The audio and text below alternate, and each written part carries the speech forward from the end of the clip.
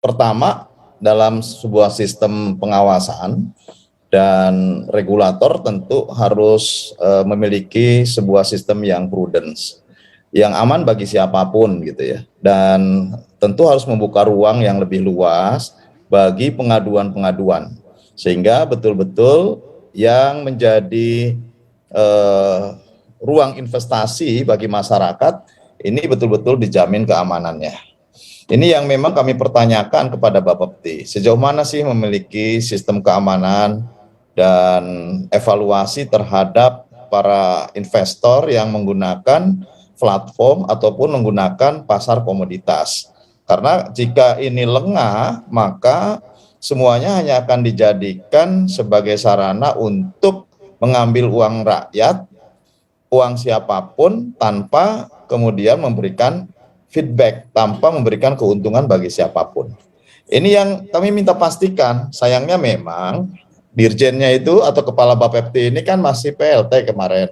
Sudah 3 bulan kami menunggu agar ada kepastian penanggung jawab di badan ini, sehingga betul-betul segala persoalan itu bisa diurai, segala persoalan bisa dicarikan solusinya, sehingga juga bisa memperkuat terhadap sistem yang dibangun di Bapepti. Banyak persoalan yang menurut saya tidak hanya kepada persoalan platform binomo yang sedang ramai ini, atau dengan robot trading yang sekarang menjadi persoalan besar di lingkungan Bapepti.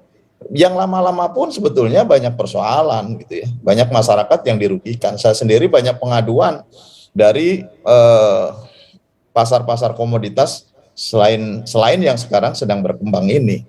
Dulu ada yang namanya pasar komoditas emas gitu ya, yang tentu ini juga mengiming-imingi dan memberikan janji-janji, padahal akhirnya juga tidak terbukti. Nah, kalau mau ngambil contoh, saya kira contoh yang sudah dibangun sistemnya sangat prudent di OJK, misalkan terkait dengan kasus Jiwasraya. Kasus Jiwasraya kan sama juga, asuransi yang kemudian dikombin dengan investasi, dan pada akhirnya karena memang tidak rasionalnya nilai investasi, pengembalian nilai investasi dengan sistem usaha yang berlangsung di Jiwasraya, ya tentu pasti tidak bisa akan dikembalikan. Kasusnya akhirnya mencuat dan menjadi tanggung jawab negara.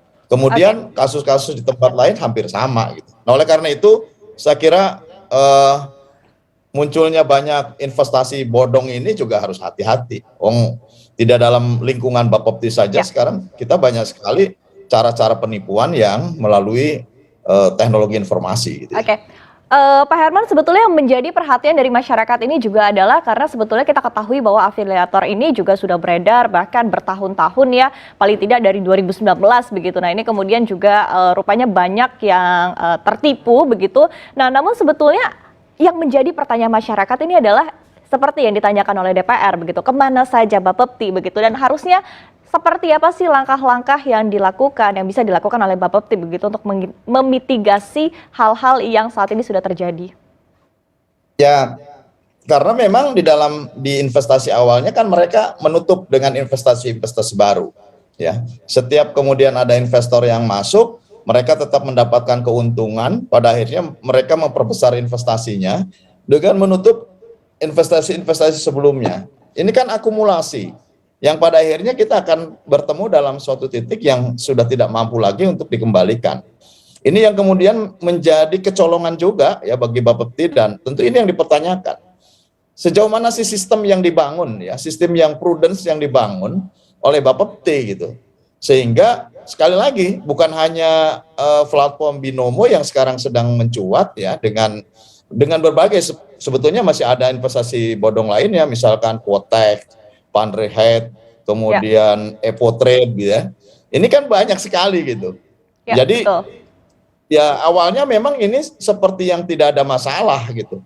Dan kemudian ujungnya ada persoalan, ya inilah realitas bahwa ada sistem yang tidak memadai, ada sistem yang kurang cermat, sistem pengawasan yang lengah dari Bapepti. Oleh karenanya saya agak kurang srek kemarin, saya juga ikut rapat di situ ya. Tetapi kurang srek karena apa? Kepala badannya ini masih dijabat oleh Dirjen Perdagangan Luar Negeri. Jadi saya tidak bisa menekan betul dan membuka bagaimana sistem yang dibangun oleh mereka, bagaimana pengawasan terhadap masing-masing investor yang menjual produknya kepada publik. Ini nggak bisa di situ gitu.